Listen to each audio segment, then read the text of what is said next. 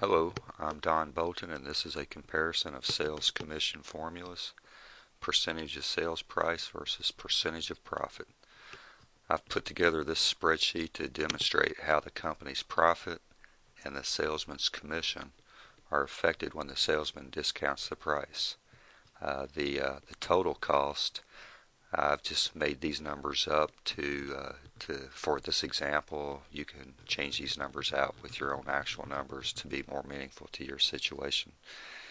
I do want to point out that the total cost is made up of direct and indirect cost, and your direct costs are the costs that are directly associated with this job. So the materials that you get from the supply house, any miscellaneous fees, license that you may incur, and the labor is what you're actually paying the guys. In this example, I'm using 2 guys for 8 hours.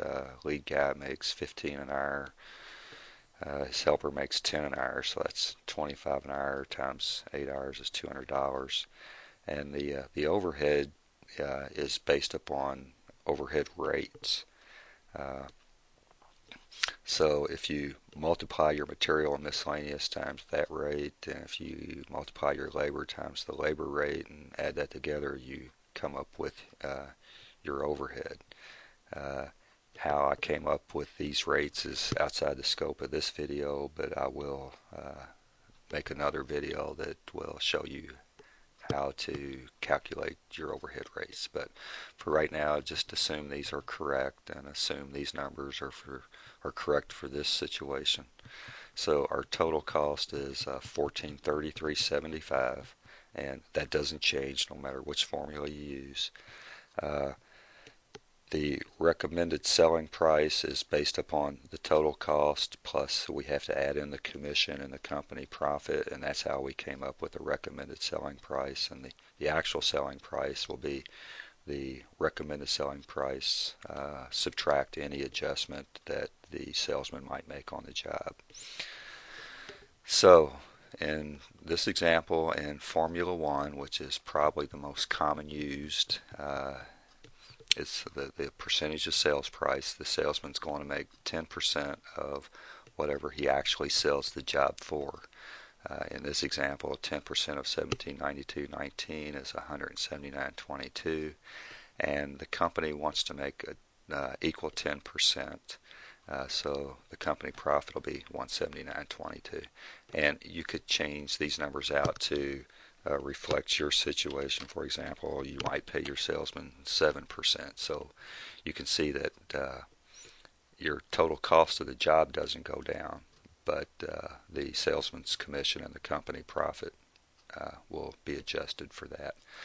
But for the sake of this example, I'm going to use 10% and 10% for formula number 1. And formula number 2, the salesman will make 50% of the profit of the job, not the sales price, but the profit, and that leaves 50% of the profit for the company. So you can see in this example that the sales commission and the company profit are exactly the same, using 10% and 10% of the sales price and 50% and 50% of the profit. I'll show you, or we'll demonstrate, how the sales price is affected for each situation when the salesman discounts the price. And that's pretty much what this video is all about, is when the salesman discounts the price, how it affects the owner of the company. So the salesman's gone out, he's estimated the job, he's come up with a total cost of $1433.75. And he knows he has to sell this job for $17.92 for him to make his 10% and the company to make his 10%. And it doesn't change as long as the cost is the same and the salesman sells the job for the same. It doesn't matter which formula that you use. Okay, let's assume that the salesman's on the job site and this is his actual selling price that he quotes to the customer, and the customer says, "Oh, I really like your company, but you're a little bit high. You're not the first bid I got, but if you could come in at $1,700, I'd go with you. but for $17.92, I'm going to go with these other guys. So the salesman says, okay, I can do that. So let me subtract out $92.19, and that puts me at $1,700, which you can see is the same in both examples. Now this is where the difference comes into play. The profit before commission has gone down $92, but the salesman, he still gets his in formula number 1, where the salesman makes 10%. He's still going to get 10% of $1,700, which makes him $170. That leaves $96.25 for the company.